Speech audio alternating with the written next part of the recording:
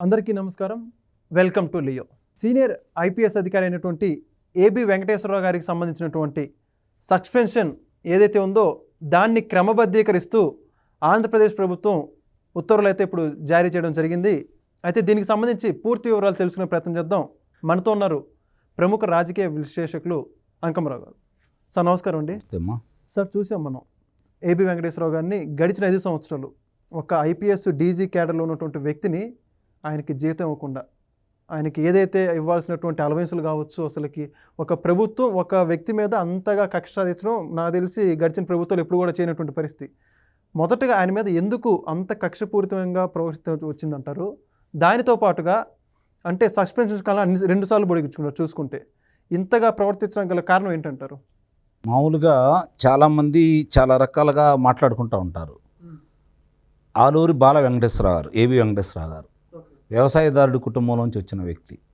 ఉన్నత చదువులు చదివి సహజంగానే మరి వాళ్ళు ఆయన ఒక అంటే ఐపీఎస్కే కాకుండా సాహిత్యం మీద మంచి అవగాహన ఉన్న వ్యక్తి. తెలుగు సాంప్రదాయాలన్నా, రైతు కుటుంబాలన్నా, వ్యవసాయం అన్నా మక్కువగా ఉన్నటువంటి వ్యక్తి. చాలామందికి తెలియని విషయం ఏంటంటే రైతు కుటుంబాల్లోంచి వచ్చిన వాళ్ళలో 100% మంది నిజాయితీగా ఉంటారు. ఎందుకంటే వాళ్ళకి వ్యవసాయం చేయడం తెలుసు, 10 మందికి భోజనం పెట్టడం తెలుసు. అవును, వ్యవసాయదారుల కుటుంబం అంటేనే వాళ్ళతో పాటు 10 మంది బాగుండాలని కోరుకుంటారు. అలాంటి ఉన్నత కుటుంబంలోంచి వచ్చిన వ్యక్తి, ఉన్నత చదువులు చదివి ఒక ఉన్నత స్థానంలో ఉన్న వ్యక్తి, ఇందాక మీ డీజీ అన్నారు కదా, డీజీపీ కావాల్సిన వ్యక్తి ఆయన. డీజీపీ కావాల్సిన వ్యక్తిని ఎందుకు దూరంగా పెట్టారు అంటే కమ్మ కులం అనేది ఒకటి అడ్డం చూపటమే కాకుండా ఆయన నిజాయితీపరుడు, సింహం లాంటి వ్యక్తి. నిస్సందేహంగా ఇప్పుడు మామూలుగానే ఏనుగు కూడా సింహం కల్లోకి వస్తే చచ్చిపోయిద్ది, ఉలిక్కిపడిద్ది.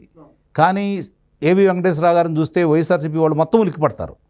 ఎందుకయ్యా అంటే ఆయనలో నిజాయితీ. ఒకవేళ ఆయన డీజీపీ కనుక చేస్తే తలుపు కావాల్సింది ఆయనే కదా. ఆయన కనుక చేస్తే ఆయన విధుల్లో ఉంటే నిస్సందేహంగా ఆయన్నే చేయాలి.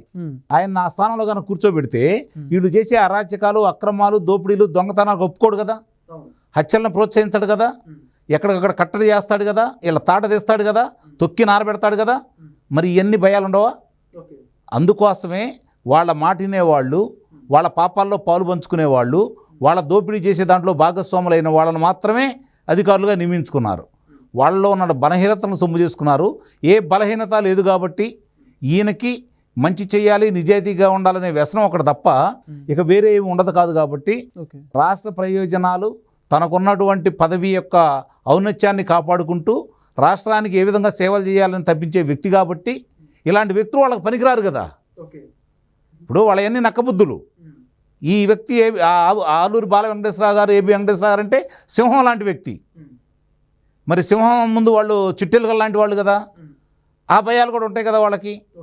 కాబట్టే ఆయనకి పదవి బాధ్యతలు ఇవ్వకుండా 2 పర్యాయాలు న్యాయస్థానాలు వాళ్ళకు ముట్టికాయలు వేసినా అధికార మదంతో వాళ్ళకి అండదండలుగా ఉన్నటువంటి చాలామంది సహకరించిన యొక్క ఉద్దేశాలు వాళ్ళకు ఉన్నాయి కాబట్టి, వాళ్ళకి సహకరించారు కాబట్టి, వాళ్ళ ఆటలు సాగినాయి కాబట్టి ఆయన అన్ని సంవత్సరాలు దూరంగా పెట్టడం కూడా జరిగింది.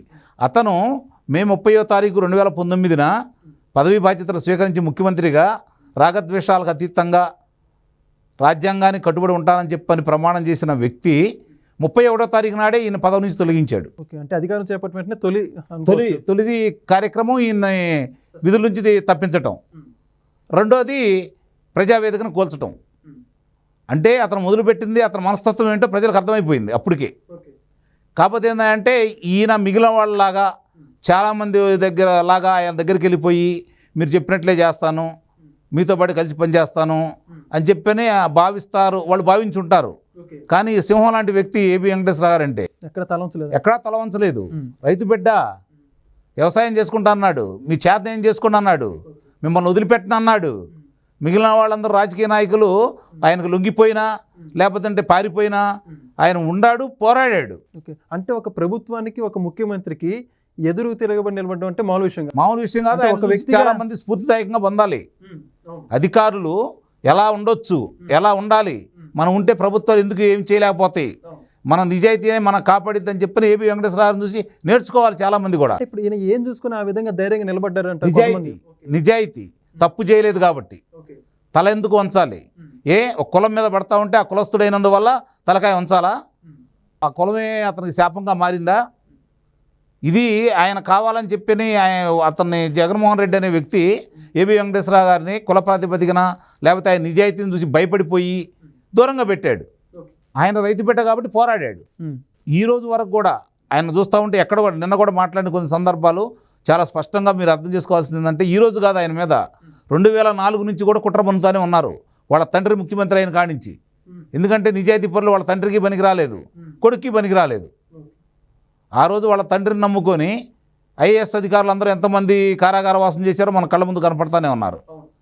ఇప్పుడు ఈ కొడుకుని నమ్ముకొని ఎంతమంది ఐపీఎస్లు ఈరోజు జీవు హుజూర్ అంటూ ఆయన చెప్పిన పని చేస్తూ అన్యాయంగా అక్రమంగా రాజకీయ నాయకుల్ని అర్ధరాత్రి పూట అపరాత్రి పూట ఇళ్లలోకి వెళ్ళి జొరబడి గోడలు దూకెళ్ళి తలుపులు పగలగొట్టి తీసుకొని వస్తే ఏం జరిగిందో చూస్తూనే ఉన్నారు కదా. అసలు వాళ్ళకి అలాంటి దౌర్భాగ్యత రావాల్సిన కారణం ఏంటి చెప్పండి? వాళ్ళు చదువుకున్నటువంటి ఉన్నత చదువులు, సమాజంలో వాళ్ళకు ఉన్నటువంటి గౌరవం ఏంటి, ఈ స్థాయిలో ఎందుకు ఇంత దిగజారిపోతున్నారో వాళ్ళు ఆలోచించుకోవాలి. ఏబి వెంకటేశ్వరరావు గారిని చూసి నేర్చుకోవాలి. వాళ్ళు పోరాటం ఎలా చేయాలా, నిజాయితీకి ఎలా ఉండాలా, తనకి ఇచ్చినటువంటి బాధ్యతను సక్రమంగా ఎలా నిర్వహించాలి, ఆయన చూసి నేర్చుకోవాలి. వాళ్ళు నిస్సందేహంగా ఈరోజు గర్వపడుతున్నారు అందరూ కూడా. పోరాటం చేసినందుకే కాదు, అలాగే ఈ ప్రభుత్వం ఇప్పుడు ఆయన మీద గతంలో కక్షపూరితంగా వ్యవహరించినటువంటి ఆయన కాలపరిమితిని తగ్గించిన దానికి కావచ్చు, ఆయనకి అనవసరంగా బాధపెట్టిన విధానాలకు కావచ్చు, ఈరోజు సరిదిద్దే కార్యక్రమాలు చేస్తున్నందుకు నిజంగా ప్రభుత్వాన్ని అభినందించాలి మనం కూడా.